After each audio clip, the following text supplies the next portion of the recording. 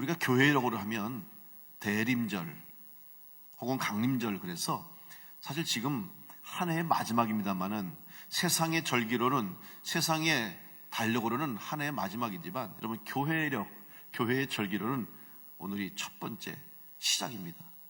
이제 신앙적으로 새로운 한 해가 출발이 됐어요.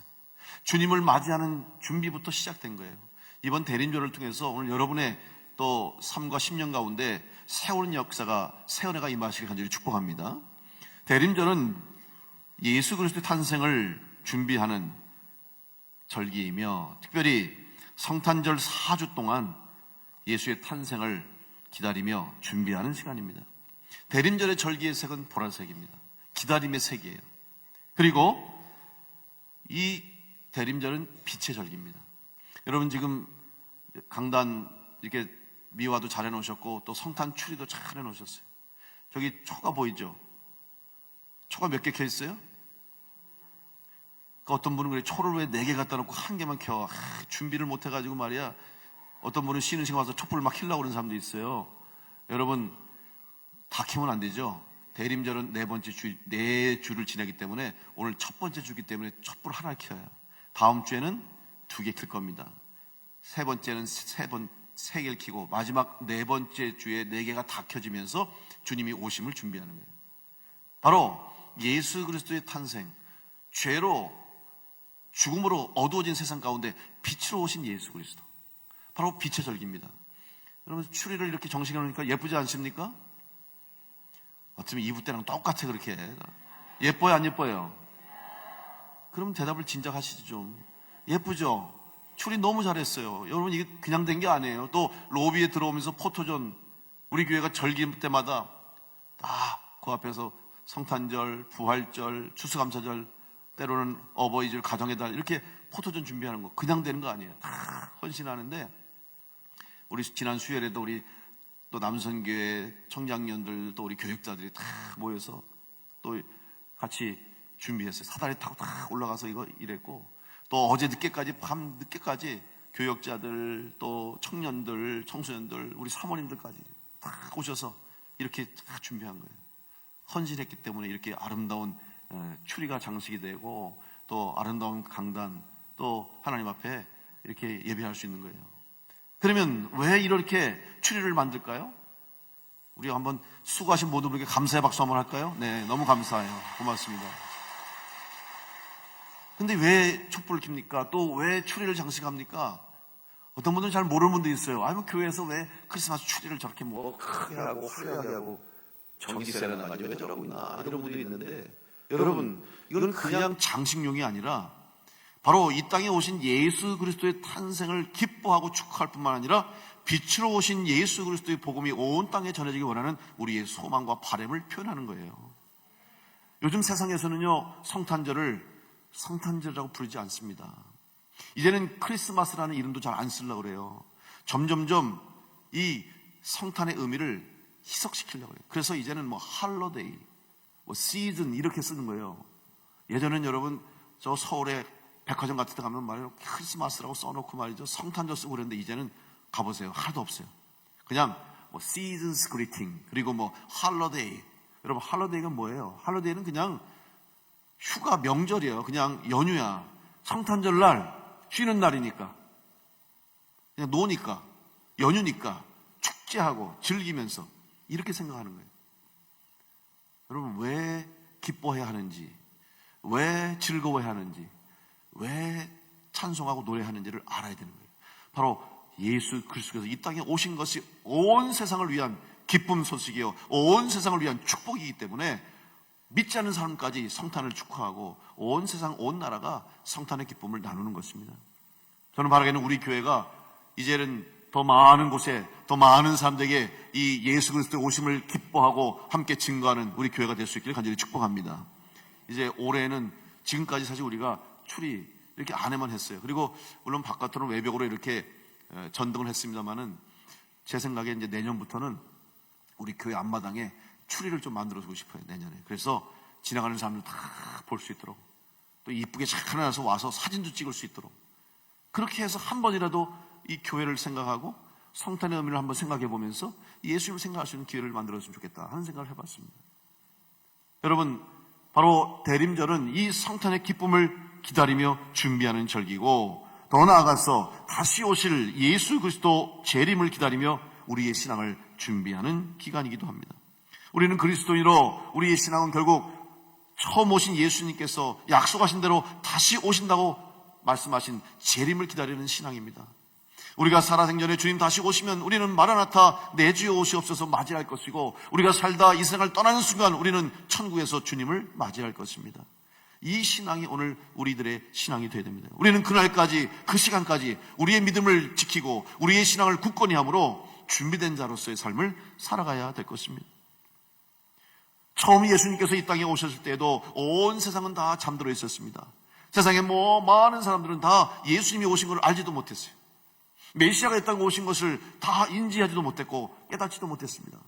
그런데 유독 동방의 박사들은 하늘의 이상한 별을 보고 천체를 연구하다가, 야, 저 별은 징조구나, 이 땅의 위대한 왕, 이 땅을 구원할 자, 이 땅의 위대한 인물이 태어날 것이라는 것을 알고 그들은 그 별을 따라서 결국 유대 땅 베들레헴까지 오게 되었고, 거기서 예수 그리스도의 탄생을 목격하고 그 앞에 경배하게 됐습니다. 그들이 왜 이런 은혜와 복을 누렸습니까? 그들이 별을 보다가 메시아가 오실 것을 알고 그들은 사실 준비되어 있기 때문에 준비하다가 준비된 자가 돼서 주님의 오심을 맞는 축복을 누리게 됐죠. 이번 대림절을 통해서 여러분 다시 한번 예수 그리스도를 맞이할 수 있는 준비하는 훈련의 기간 될 수 있게 간절히 축복합니다. 다시 오실 주님을 기다리며 준비하는 영적 훈련의 시간 될 수 있기를 간절히 축복합니다. 군인들은 항상 훈련을 합니다. 언제 일어날지 모르는 전쟁과 혹은 외부의 공격과 침략에 대비해서 항상 훈련하게 되어 있습니다. 훈련하지 않는 군대는 군대로서의 사명을 감당할 수 없어요. 평화로워도 아무 일이 없어도 항상 정해진 시간에 따라서 훈련을 하죠. 그래서 평상시에 준비가 돼 있어야 갑자기 적이 쳐들어오는 거든지 갑자기 위기 상황이 생겨도 다 대처할 수 있어요. 만약 이런 준비가 없으면 우왕좌왕하게 됩니다. 그리고 결국은 혼비백산하고 다 도망가게 할 거예요. 훈련이 필요한 거예요. 근데 훈련은 고단합니다. 여러분, 군대에서 훈련은 힘들어요. 가장 힘든 것 중에 하나가 훈련이에요. 왜냐하면 훈련이 어려운 이유는 뭐냐면 항상 위기 상황에 대처해야 되기 때문에 힘든 과정을 통과하는 거예요. 지금 겨울철이 됐잖아요. 겨울 때 되면 항상 군대에서는 동계훈련을 합니다. 여러분, 동계훈련을 하면 어떻게 하냐면 잠을 내무반에서 안 자요. 다 군장을 차려서 다 준비해가지고 산으로 가는 거예요. 산에 가서 삽으로 땅을 파고 적당히 판 다음에 거기서 잠을 자는 거예요. 왜냐하면 만약에 전쟁이 겨울에 일어나면 바깥에서 전투하다가 거셔야 될 거 아니에요. 아니, 전쟁하지 말고 잠자러 호텔 갑니까? 다시 집으로 갑니까? 아니잖아요. 그곳에서 언제 어디서든지 싸울 수 있도록 준비하는 거거든요. 그러니까 힘들죠. 근데 요즘 군대 이야기 가끔가다 들으면 조금 제가 걱정은 돼요. 염려가 돼요. 지난번에 군대 위문을 가고 방문했을 때도 그런 말 합니다. 여름에 참 뜨겁잖아요. 요즘 여름 날씨가 계속 뜨거워서 너무나 뜨거우니까 물론 병사들을 지키기 위해서 몇 도 이상 올라가면 이제 훈련을 잠깐 쉬고 중지하죠. 그건 필요합니다. 그런데 부모님들이 전화를 한대요. 부대에 전화해가지고 오늘 날씨가 몇 도인데 훈련하지 말라고. 우리 애들 좀 쉬게 하라고. 전화를 다 한대요. 전화를. 그럼 또 부대에서는 또 참고해가지고 한낮에 훈련 안 하고 새벽에 3시에 깨워가지고 땡겨가지고 미리 다 하고 낮엔 좀 쉬게 한대요. 물론 훈련이니까 그럴 수 있는데 제가 그 얘기 들으면서 참 그건 아닌 것 같다. 그러면 전쟁이 일어날 때 적군이 야, 오늘 더우니까 좀 쉬자. 우리는 업무 중에만 싸우겠습니다. 오전 9시부터 오후 6시까지만 전쟁합시다. 더우니까 여름에는 하지 말고 추우니까 겨울에 하지 말고. 여러분, 그렇습니까? 비가 오나 눈이 오나 겨울이든 여름이든 밤이든 낮이든 언제든지 전쟁이 일어날 수 있잖아요. 그럼 언제든지 싸울 수 있어요. 낮에만 싸우는 훈련합니까? 밤에도 싸울 수 있고 비가 올 때도 싸울 수 있고 눈이 올 때 싸울 수 있어요. 그러기 위해서는 준비하고 훈련하지 않으면 이길 수가 없는 거죠. 여러분, 우리 신앙도 마찬가지 아닙니까? 우리의 신앙이 전초는 신앙이 되기 위해서는 준비하고 훈련할 수밖에 없어요. 여러분, 신앙생활 하다가 때로는 어려움 당하시죠? 또 시험을 만날 때도 있습니다. 위기를 만날 때도 있고, 갑자기 해결할 수 없는 문제를 놓고 기도하다가 하나님의 은혜를 구하고 하나님이 도우신 역사하신 가운데 그 위기를 넘는 이런 훈련을 하게 되고, 또 교회에서 섬기고 충성하다가 때로는 낙심할 때도 있고, 때로는 시험 들 때도 있고, 그러나 그 과정을 또 이겨나가면서 여러분 믿음이 점점점 커지잖아요. 이런 훈련의 과정과 준비의 과정과 연단의 과정이 없으면 우리는 큰 사명을 감당할 수가 없는 거예요. 교회의 역사가 왜 중요한지 아십니까? 그 교회의 역사를 보면 그 교회가 그 역사가 될 때까지 다 쓰임받은 거, 그 과정, 어려운 과정, 힘든 과정, 위기의 과정 다 거쳐온 거예요. 목사도 보니까 마찬가지예요. 목회를 하면서 저는 예전에 젊었을 때 목사님들이 몇 년 목회했습니다. 또 몇 년 사역했습니다. 그러면 뭐 시간이 지나가니까 그렇겠지. 그런데 제가 이제 내년이면 목회 30년, 성역 30년이더래. 벌써 제가. 젊어 보이십니까? 아무런 반응이 없으신데. 예. 내년에 딱 이제 준회원, 감리교 준회원, 정회원 허입한 거.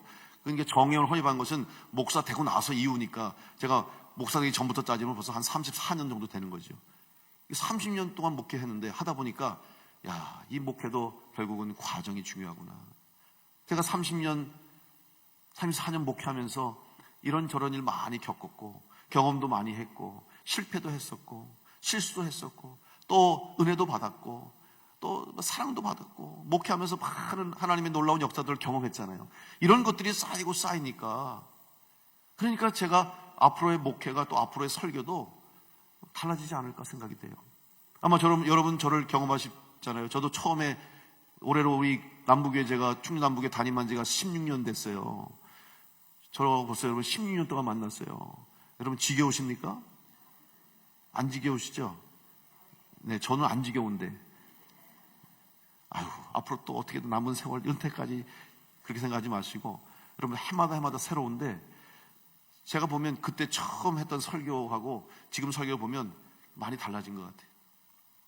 왜냐하면 체험이 있고 경험이 있고 은혜가 있기 때문에 그런 거예요. 그 과정 속에 특별히 훈련이 있었어요. 하나님의 훈련이 있습니다.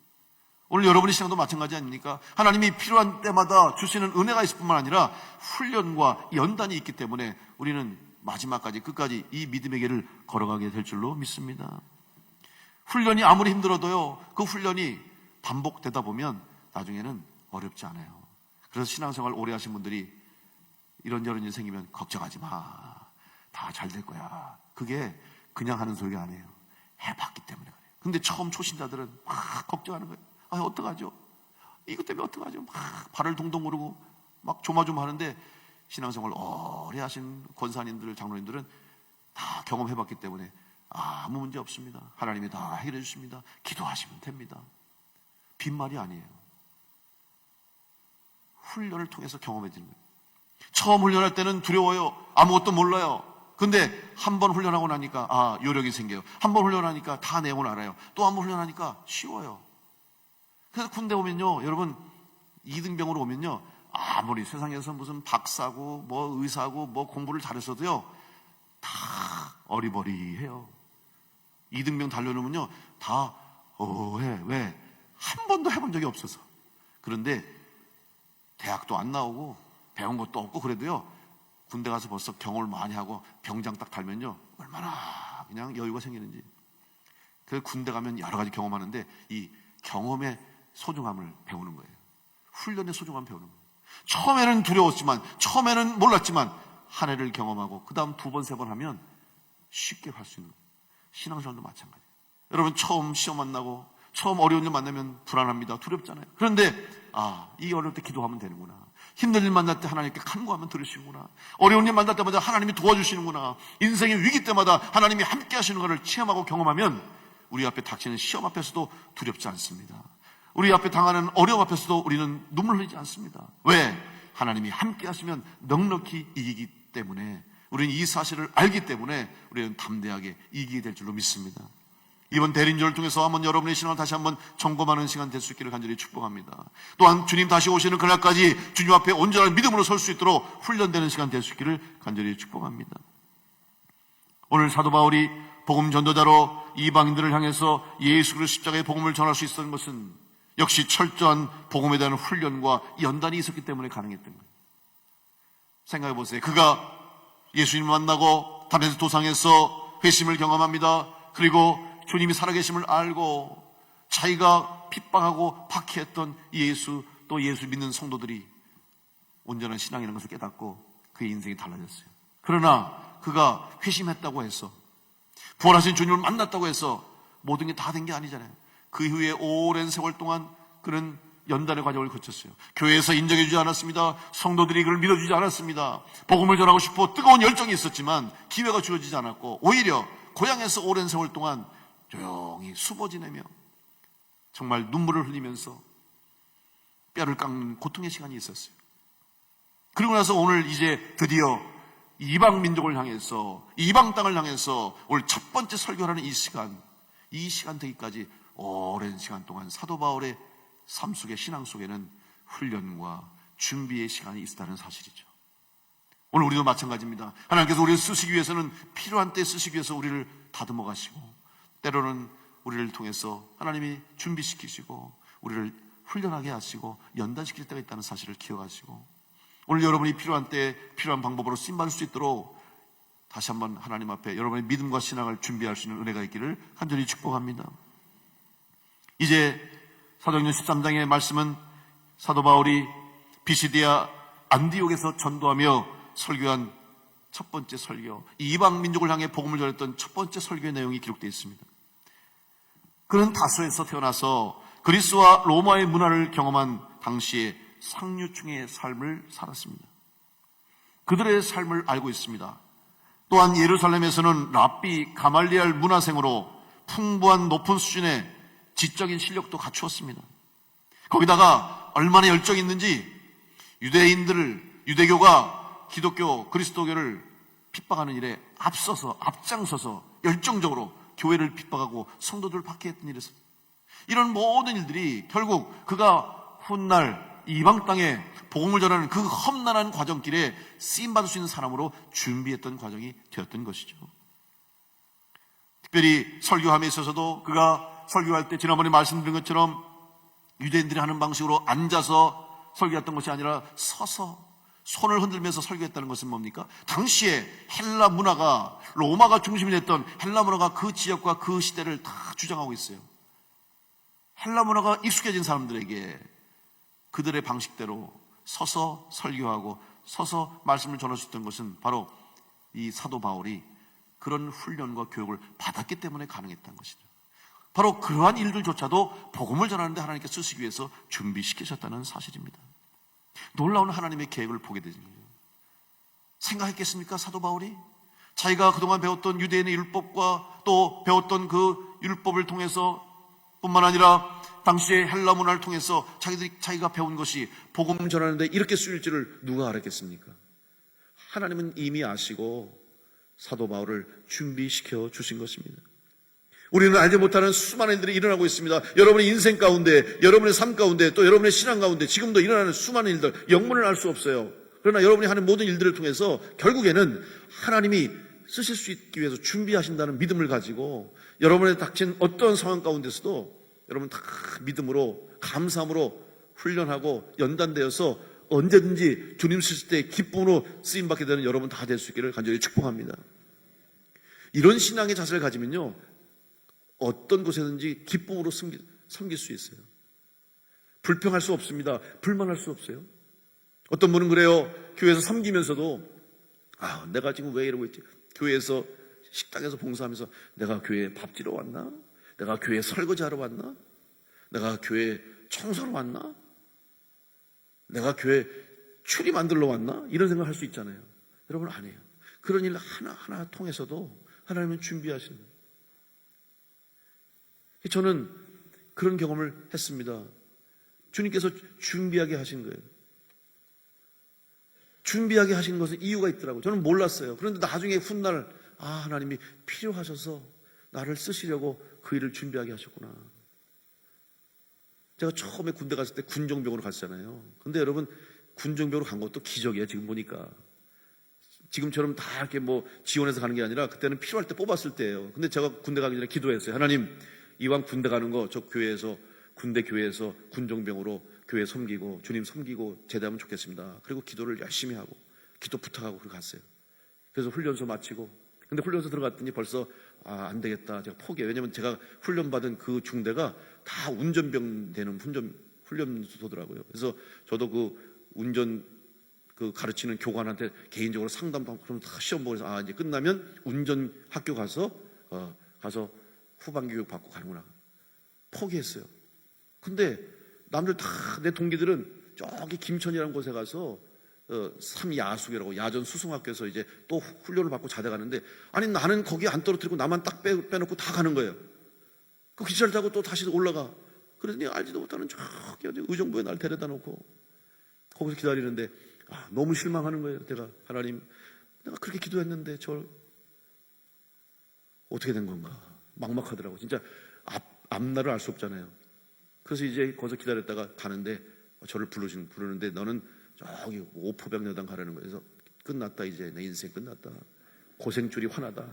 그래서 그냥 낙심해가지고 더블백 메고 이제 버스가 내려가지고 부대를 딱 들어가는 거예요. 그래서 한 20여 명 신병들이 더블백 메고 이제 본부 부대 가가지고 탁 예하대대 가는 거예요. 저기 철원에 여기 다 하는데 이렇게 그냥 심하게 들어갔는데 위병소를 정문을 딱 통과하는데 갑자기 누가 딱 들어오더니 스톱 그러더니 야 여기 혹시 여기서 신학대학 다니다 온 애 있어? 그러더라고요. 제가 어떻게 했겠어요? 얼른 손을 들어서 이병 김광일 소리쳤어요. 그랬더니 일로 오래. 그 바로 거기 정문 옆에 교회가 있어요. 교회 데려가더니 그 군정이 하는 소리가 야 너는 운도 좋다. 지금 여기 여단 군정이 제대가 한 달밖에 안 남았는데 아직도 후임을 못 찾고 있는데 너 운 좋다. 그러더니 좀 더 목사님이 오는 거예요. 목사님이 와서 나하고 면담하는데 물어보니 조건이 있대. 대신 뭐냐, 운전을 해야 되는데 운전할 줄 안다고. 제가 대학 들어가자마자 운전 땄거든요. 그리고 아버지 차를 계속 몰래 몰았잖아요. 그래서 운전할 줄 알죠. 그 다음에 지휘할 줄 아니? 지휘합니다. 합창단 했어요. 제가 합창단 하면서 교수님한테 지휘도 강의하고 또 섬기는 교회에서 지휘도 했어요. 지휘할 줄 안다 그러지. 타자 치네. 타자도 쳤어요. 기타 쳤지. 다 됐다. 합격이래. 그랬더니 갑자기 데려가더니 목사님이 자기 승용차를 태우더니 옆에 타더니 운전하라는 거 믿을 수가 없다고. 그래서 제가 목사님 모시고 승용차 타고 한 바퀴 싹 돌았더니 합격했어요. 그래서 제가 여단 군적으로 27개월 동안 교회에서 전도사님으로, 주일날에는 전도사님으로, 평상시에는 이등병으로. 그러니까 우리 교회 집사님들, 권사님들이 주령, 중령, 대령들이 많은데 헷갈리는 거예요. 교회에서는 전사님, 그리고 부대 가면 내가 있거든. 근데 나를 함부로 못하는 거지. 여러분, 나는 몰랐어요. 내가 그때 기타 배우고 타자 치고 운전하는 거 군대 가서 이렇게 군정병으로 쓰시려고 하나님이 예배시켜준 줄 몰랐어요. 근데 하나님이 준비하시니까 필요한 때 쓰시더라고요. 제가 그래서 군대 내내 여러분 설교했어요. 이등병다고도 설교했어요. 앞에 대령 앉아있는데 제 설교 듣더라고요. 하나님이 쓰시니까 쓰시는 거예요. 오늘 여러분의 인생 가운데 알 수 없는 일들이 있어도 걱정하지 마십시오. 다 어떤 일인지 하나님 필요하면 쓰실 줄 믿고 준비하는 여러분 될 수 있기를 간절히 축복합니다. 오늘 바울이 설교하기 위해서는 그냥 된 게 아니라는 건 사실이죠. 오랜 시간 동안 하나님 바울을 쓰시려고, 사울을 바울로 쓰시려고 그를 연단시키시고 훈련시키시고 때로는 실망하게 하시고 낙심하게 하시고 그를 사모하게 하셔서 오늘 이방인 민족을 향해서 설교하게 된 줄로 믿습니다. 그러니 사도 바울이 얼마나 지금 뜨겁습니까? 오늘 사도 바울의 첫 번째 설교, 이 내용이 바로 사도행전 13장의 내용입니다. 주제는 뭔지 아십니까? 구세주는 예수 있습니다. 다시 말하면 예수 그리스도가 구주이십니다. 이게 바로 사도 바울의 설교예요. 여러분, 이 설교는 끊임없이 계속됩니다. 이것은 사도 바울의 설교뿐만 아니라 이 땅에 세워진 모든 주님의 교회 선포되는 모든 설교는 다 복음, 예수 그리스도가 구주이십니다라는 복음이 바로 설교요, 복음이 바로 말씀인 줄로 믿습니다. 여러분, 복음이 바로 예수 그리스도이십니다. 예수님이 복음이세요. 이 땅에 오신 예수님이 복음으로 오신 거예요. 그래서 이 복음을 전하는 거예요. 기쁜 소식을 전하는 거 아니겠습니까? 오늘 성탄의 기쁨이 왜 있습니까? 바로 우리를 살리시기 위해서 이 세상을 구원하시기 위해 오신 예수 그리스도께서 태어나셨기 때문에 우리는 기쁨으로 이 성탄을 축하할 이유가 여기 있는 거예요. 오늘 성탄절을 맞이하기까지 여러분 더 기뻐하는 여러분 될 수 있게 간절히 축복합니다.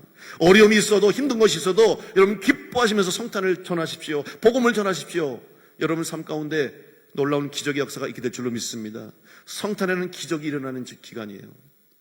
저는 성탄절에 특별한 하나님의 기적이 임할 줄로 믿습니다. 여러분 그동안 기도했던 걸 올 한 해 기도의 능력으로 역사하는 교회라고 여러분 기도 제목 가지고 기도하고 있죠. 제가 여러분 기도 제목 붙잡고 같이 기도하고 있습니다. 지난번 부흥회 때도 여러분 적어낸 기도 제목 다 제가 지금 같이 기도하고 있고, 또 연초에 적어낸 기도 카드 보면서 제가 같이 기도하고 있어요. 하나님께서 반드시 허락하시면 기도가 이룰 줄 믿습니다. 특별히 이번 강림절을 통해서, 대림절을 통해서 하나님의 함께 하신 은혜로 여러분 준비된 기도의 응답이 여러분 가운데 있게 될 줄로 믿습니다. 사도 바울은 설교했습니다.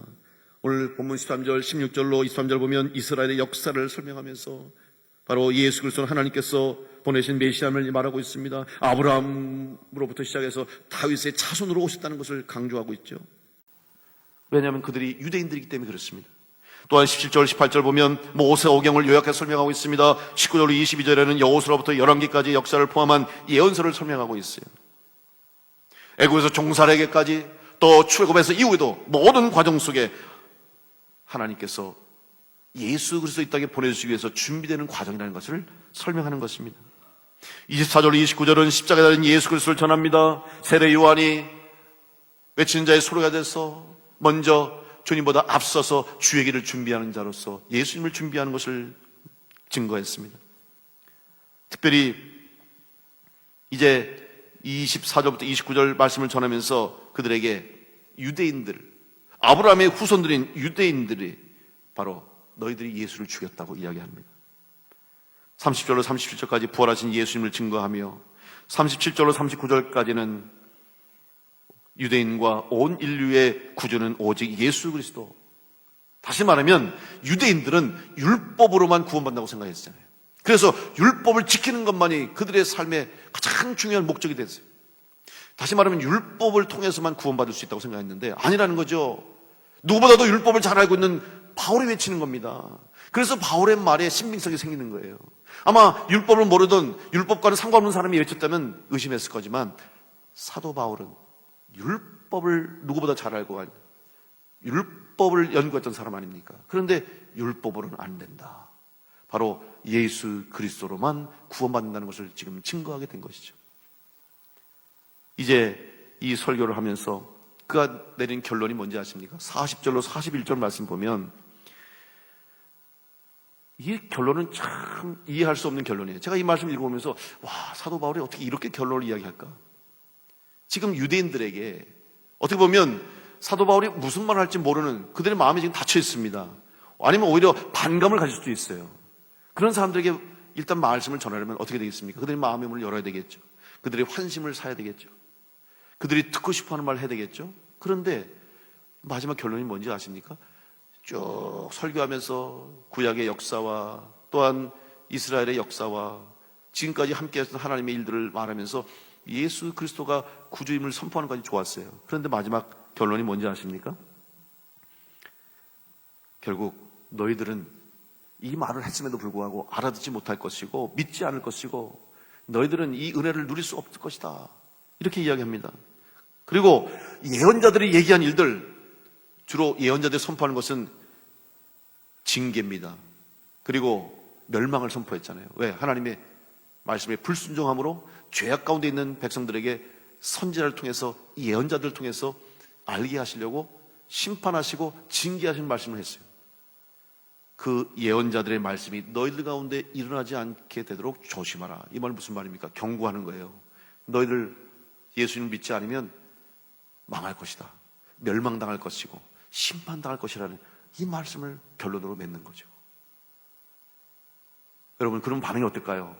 아니, 지금 좋은 말 하고도 아니면 그들이 듣고 싶은 말 해도 지금 마음이 달라질까 말까 하는데, 아니, 너희들 이 말 듣지 않으면, 믿지 않으면 심판당할 것이고 예언자들이 많은 것처럼 멸망당할 것이고 들어도 깨닫지 못할 것이다, 이렇게 말하니 그들이 얼마나 반발했겠어요. 반발할 수 있죠. 오히려 다시는 우리 앞에 이런 말 하지 말라, 다시는 너는 설교하지 말라, 이럴 수 있을 거예요. 그런데 여러분, 반응이 어떻습니까? 예상치 못한 반응이 일어났습니다. 오히려 자기를 향해 비판하고 심지어는 저주처럼 들려지는 말을 했음에도 불구하고 그들은 바울과 바나바에게 다음 안식일에도 또 한 번 말씀을 전해달라고 요청하는 거예요. 무슨 말입니까? 한 번 더 말을 듣고 싶다. 그것을 끝난 게 아니에요. 이제 해당에서 설교를 하고 나가는 바울과 바나바를 사람들이 따라갑니다. 따라가면서 조금 더 얘기하고 싶습니다. 당신과 조금 더 대화하고 싶습니다. 그러면서 이후에 회당에서 설교한 이후에 더 많은 사람들이 모여서 바울과 바나바와 복음에 대한 말씀을 나누게 됐다는 것이죠. 이것은 아무리 생각해봐도 인간적인 생각으로는 이해할 수 없는 일 아닙니까? 어떻게 이런 일이 일어났겠습니까? 여러분, 이유는 하나밖에 없어요. 바울이 설교를 잘해서가 아니라, 바울이 말을 잘해서가 아니라, 하나님의 영 성령이 그 시간에 역사하셨기 때문에 바울이 말한 설교를 통해서, 바울이 전한 복음을 통해서 그들이 마음이 움직여지고 그들의 생각이 변화되고 그들이 하나님 말씀을 들을 수 있는 영적 귀가 열리게 된 줄로 믿습니다. 하나님 말씀이 선포될 때 역사가 일어나는 거예요. 하나님 말씀이 전해지는 곳에는 성령이 역사하게 되어 있습니다. 우리가 흔히 복음의 능력이라고 말합니다. 말씀에는 능력이 있다고 얘기하죠. 무슨 말입니까? 하나님 말씀이 선포되는 곳에는 하나님의 영이, 성령이 역사하기 때문에 능력이 생기게 되고 변화가 일어나는 거예요. 바울이 아무리 화려한 언어를 통해서 또 유창한 설교를 통해서 아무리 좋은 미사역을 써서 말씀을 전했다 할지라도 하나님의 영이 그 가운데 함께하지 않았으면 아무런 일도 일어나지 않았어요. 오히려 바울을 향해서 돌을 던졌을 거예요. 바로 성령의 역사하심이 있었습니다. 그들의 마음이 부드러워졌습니다. 진리를 깨닫게 되는 은혜가 있게 됐습니다. 오늘 우리는 그리스도인으로 복음을 전할 때, 전도할 때 여러분 명심할 것이 있습니다. 여러분이 전도할 때 여러분의 힘으로 되는 것 아닙니다. 여러분의 지식으로 되는 것 아니고 여러분의 능력으로 되는 게 아니라 오직 우리가 복음을 전하는 순간, 전도하는 그때에 성령이 함께 하시면 복음을 듣는 사람 마음이 움직여지고 그들의 마음이 열리게 될 때 그들이 주님을 영접하게 되고 구원받는 역사가 있게 될 줄로 믿습니다. 그래서 전도가 되는 거예요. 여러분, 그러니까 걱정하지 마세요. 내가 이 말씀을 전하면 저 사람이 교회 나올까? 내가 이렇게 말하면 저 사람이 예수를 믿을까? 그건 우리의 소관이 아닙니다. 우리는 복음을 전하면 되는 거예요. 어떤 분은 또 그렇게 얘기해요. 아유, 처음 전도할 때 죄에 관한 말씀은 좀 천천히 해도 괜찮지 않습니까? 처음 만나자마자 당신은 죄인입니다. 당신은 죽을 인생입니다. 이러면 누가 기분 좋아서 교회 오겠습니까? 그냥 일단은 처음에는 잘 달래가지고 우리 교회 와. 우리 교회 오면 우리 교회 식당 밥도 맛있어. 우리 교회 오면 멋있는 분도 많아. 잘생긴 사람도 많아. 예쁜 분도 많아. 목사님도 잘생겼어. 이렇게 거짓말을 하면서 말이에요. 여러분들이 데리고 오는 거 그렇게 해서 올 수도 있겠지만 여러분, 그렇게 와서 그 사람이 예수 믿겠습니까? 아닙니다. 오히려 우리가 해야 할 일은 복음을 전하면 되는 거예요. 분명히 말씀하세요. 당신은 죄인입니다. 당신은 죽을 수밖에 없는 죄인이에요. 그러나 당신을 사랑하셔서 하나님이 예수님을 보내주셔서 예수님께서 당신의 죄를 대신해서 십자가에 죽으셨기 때문에 이제 당신은 예수님만 믿으면 구원받습니다. 예수님만 믿으면 새 생명 없습니다. 예수님만 믿으면 하나님이 약속된 복을 얻습니다. 이 말씀을 전하세요. 그리고 그의 마음이 열려지게 기도하시면 돼요. 그러기 위해서는 어떻게 되는지 아십니까? 여러분, 기도로 준비해야 될 줄 믿습니다. 사람 만날 때 그냥 만나지 마세요. 기도하고 만나셔야 돼요. 전도할 때도 그냥 되는 게 아니에요. 여러분이 기도하면서 한 영혼을 위해서 사모하는 마음으로 준비하고 기도하고 전할 때 성령께서 역사하심으로 그들의 마음이 열리게 될 줄로 믿습니다. 더 나가서 여러분 전도할 사람 누구 있습니까? 낯선 사람 붙잡고 할 수도 있지만 아닙니다. 여러분 주위의 사람부터 전하세요. 직장 동료, 같이 사업하는 사람들, 가족들, 친구들, 이웃들, 함께 취미하는 활동하는 사람들, 친구들, 그들에게 전하세요. 어떤 분은 말해요. 아니, 저는 그런 사람도 할 수 없어요. 왜냐하면 괜히 복음 전했다가 지금까지 인간관계 좋았는데 아니면 친했는데 싸우면 어떡합니까? 그리고 또 싫어해가지고 나를 떠나고 내 관계가 깨지면 어떡합니까? 그것 때문에 두려워하는 거예요. 여러분, 하나님과의 관계 깨지는 게 더 중요합니까? 인간관계 깨지는 게 중요합니까? 그리고 왜 인간관계가 깨진다고 생각하십니까? 안 깨집니다. 왠지 아십니까? 친구한테 너 예수 믿어야 돼. 나 널 기도하고 있어. 너 교회 나와야 너 살아. 예수 믿어야 복 받아. 그러면 그만해. 막 그러잖아요. 그럼 뭐라 해야 돼요? 내가 너 사랑해서 그래. 너 잘 되라고 하는 거지. 내가 너 망치라고 그러냐? 사실이잖아요. 여러분이 그 사람 살리려고 잘 되라고 축복받으라고 전도하는 것이지 그 사람 망하라고 하는 거 아니잖아요. 그러니까 혹시 불편한 사람 있으면 그렇게 얘기하세요. 난 너 잘 되라고 그러는 거야. 너 정말 네가 잘 됐으면 좋겠어. 네가 정말 복 받았으면 좋겠어. 복 받으라는데 싫어하는 사람 어디 있습니까? 여러분? 진심이잖아요. 그런 마음 가지고 전도하면, 그런 마음 가지고 복음 전하면 언젠가는 하나님께서 역사하실 때에 그 사람 마음이 열려지고 그들이 주님 앞으로 나오게 될 줄로 믿습니다. 먼저 복음을 전하십시오. 예수 그리스도를 증거하십시오. 그러기 위해서는 먼저 여러분이 성령 충만해야만 성령의 능력으로 복음을 전하게 될 줄로 믿습니다. 주님께서 말씀하셨습니다. 하늘로 오르시면서 사도행전 1장 8절 말씀에 오직 성령이 너에게 임하시면 너희가 권능을 받고 예루살렘과 온 유대와 사마리아와 땅끝까지 이르러 내 증인이 되리라. 오늘 우리가 복음을 전할 수 있고 주님의 증인이 될 수 있는 것은 먼저 성령이 우리 가운데 임할 때에 가능한 줄로 믿습니다. 내가 성령 충만하지 않으면서 복음 전할 수가 없어요. 내가 복음에 대한 확신이 없으면서 다른 사람에게 복음을 전할 수가 없습니다. 먼저 여러분이 복음으로 확신을 가지고 복음에 대한 확신을 가지고 예수 그리스도로 구원받은 성도의 확신을 가지고 성령 충만해서 복음 전할 때 반드시 그 영혼이 주님께로 돌아오게 될 줄로 믿습니다. 이것이 바로 우리에게 성탄을 주신 이유가 되는 거예요. 사도 바울은 이 복음을 전하기 위해서 이미 준비되어 있던 사람이라는 사실이죠. 그리고 그 준비된 그 위에 하나님의 영이 성령이 임하니까 사도 바울을 통해서 놀라운 역사들이 일어나게 된 줄로 믿습니다. 요한복음 14장 26절 말씀에 보혜사 곧 아버지께서 내 이름으로 보내실 성령 그가 너에게 모든 것을 가르치시고 내가 너에게 말한 모든 것을 생각나게 하리라. 성도 여러분, 걱정하지 마십시오. 여러분이 준비되어 있으면, 성령 충만하면 그 사람에게 그 때에 그 상황에 필요한 말씀을 전하게 하시고 필요한 복음을 전할 수 있도록 성령께서 여러분에게 능력을 주실 줄 믿고 주님 주신 귀한 사명에 합당하게 쓰임받을 수 있도록 준비된 여러분 다 될 수 있기를 간절히 축복합니다. 이제 우리는 믿음의 길을 갑니다. 이 믿음의 길을 끝까지 완주할 수 있도록 여러분 흔들림 없이 이 믿음의 길을 걸어갈 수 있기를 간절히 축복합니다. 사람들은 이 길을 가면서 이야기합니다. 끝이 없는 길 아닙니까? 여러분, 끝이 없는 게 아니라 끝은 있습니다. 그런데 그 끝이 어디냐를 알아야 돼요.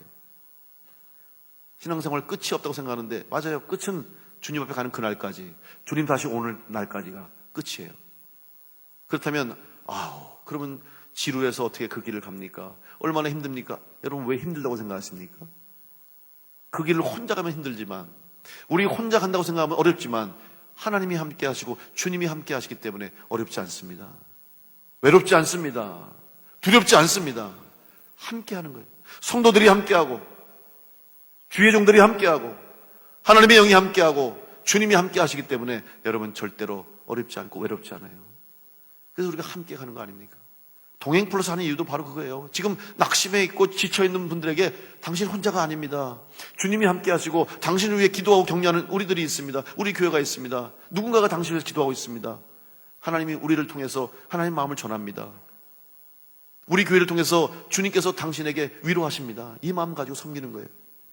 여러분, 다시 한번 이 믿음의 길을 끝까지 걸어갈 수 있도록 특별히 이번 대림절을 통해서 여러분의 신앙을 점검하시고 하나님 앞에 준비된 자로 설 수 있도록 더 뜨겁게 주님 사랑하시고 더 뜨겁게 주의 말씀을 사모하시고 더 열심히 기도하시고 더 열심히 충성하시고 헌신하셔서 주님 쓰시겠다고 하실 때 언제든지 기쁨으로 감사함으로 주님 말씀에 순종하여 쓰임받는 복된 성도로 승리하시기를 간절히 축원합니다. 이제 마지막 때를 살아가는 여러분, 두려워하지 마시고 주님 은혜가 여러분과 함께 하심 믿고 믿음으로 승리하는 여러분 될 수 있길 간절히 바랍니다. 요한일서 2장 27절 28절 말씀을 읽겠습니다. 너희는 주께 받은 바 기름 부음이 너희 안에 거하나니 아무도 너희를 가르칠 필요가 없고 오직 그의 기름 부음이 모든 것을 너희에게 가르치며 또 참되고 거짓이 없으니 너희를 가르치신 그대로 주 안에 거하라. 자녀들아, 이제 그의 안에 거하라. 이는 주께서 나타내신 바 되면 그가 강림하실 때 우리로 담대함을 얻어 그 앞에서 부끄럽지 않게 하려 함이라. 마지막 결론이 뭔지 아십니까? 사도 바울의 또 바나바가 말씀을 듣고 감동받아서 온 그들에게 한 권면의 말씀 뭔지 아십니까? 여러분, 항상 하나님의 은혜 안에 거하십시오. 왜 이름 하지 아십니까? 지금 은혜 받았다고 끝이 아닙니다. 지금 말씀 듣고 깨달았다고 끝이 아닙니다. 지금 성령 받았다고 다 된 것이 아닙니다. 끝까지, 마지막까지 은혜 안에 거할 때 승리할 수 있다는 것을 그들이 알아야 이 믿음의 길을 갈 수 있다는 것을 권면한 것이죠. 아무쪼록 오늘 여러분의 믿음의 길을 가는 성도로서, 주님의 구원의 길을 가는 성도로서 여러분 마지막까지 끝까지 이 믿음의 길을 떠나지 말고 믿음을 잃지 않도록 항상 주님과 동행하시고 항상 주님의 은혜 안에 거할 수 있는 복사성들 다 되셔서 마지막 때 주님 앞에 섰을 때 잘했다고 칭찬받고 상급받고 주님 맛이 오신다면 언제든지 주님 앞에 손들고 마라나타 내 주에 오시옵소서 맞이할 수 있도록 여러분 준비된 자로 승리할 수 있기를 간절히 축원합니다.